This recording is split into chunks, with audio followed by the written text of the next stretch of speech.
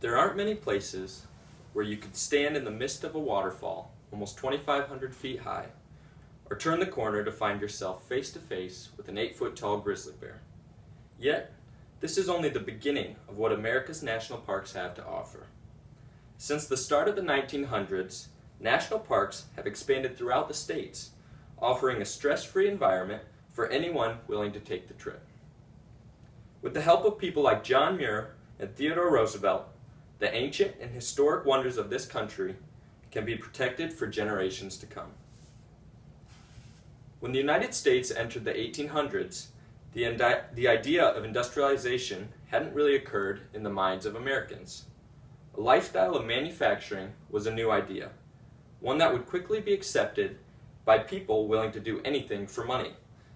By the end of the century, America had become the largest and most competitive industrial nation in the world, as recorded on the PUHSD website.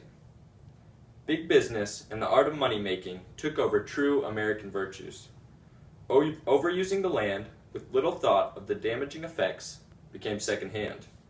The fate of the country's most beautiful landscapes and its precious plant and animal species were being decided by big business owners. Some citizens began to realize that preserving a part of nature meant saving part of this country's history. They began to step forward and rally national attention on a new idea, not of industrialization, but national parks.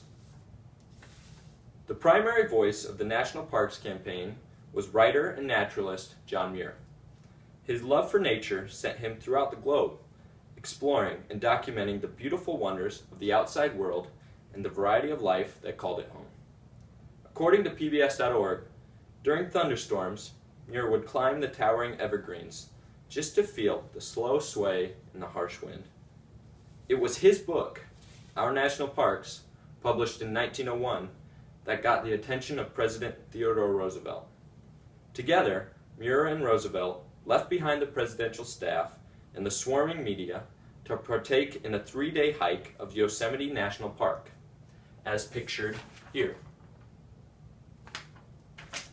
The massive cliffs, falling waterfalls, and open plains amazed the president.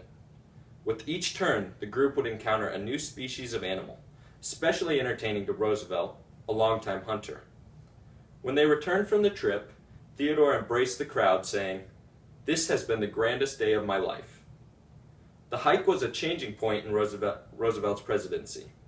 In the years to follow, he established many new conservation programs, such as the Newlands Act of 1902, as recorded on ushistory.com, which ushered in the new era of water management. To this day, John Muir's influence on the president has prevented many of our national parks from becoming increasingly man-made.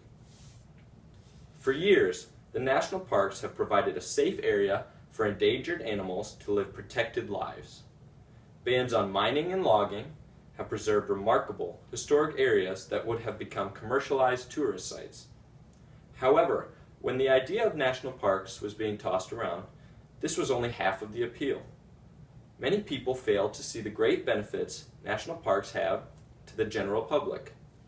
Since the beginning of their creation, the founders of the national parks have believed that the wonders of nature should be enjoyed by everyone. Not only do these parks provide beautiful scenery, but also a chance to get away from the constant hustle of society. Stephen Mather, the first director of the National Park Service, was a self-made millionaire. With more money than he could handle, and having tasted success his entire life, everyone thought he was happy.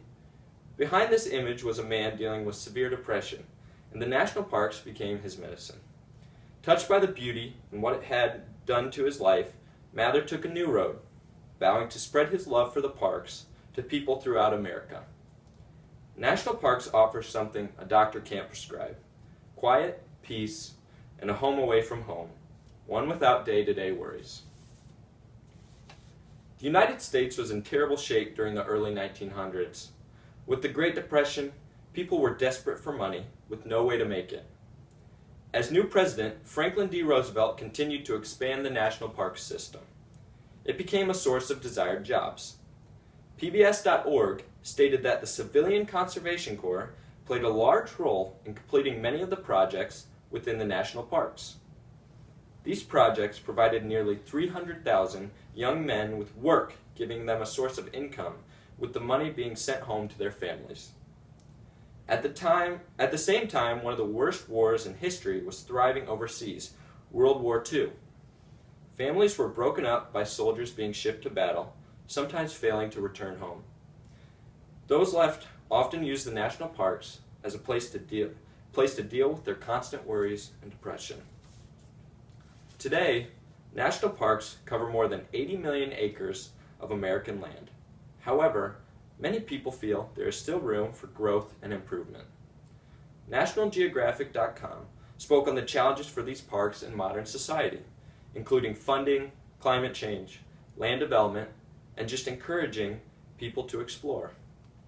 Public Affairs Chief of the National Park Service, David Barna, stated, "One of the greatest challenges we face is making the National Park Service relevant to all Americans.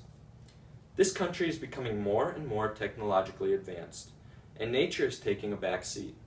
Strong leaders of the past centuries have worked to ensure the safety of these historically rich areas so that anyone can enjoy them.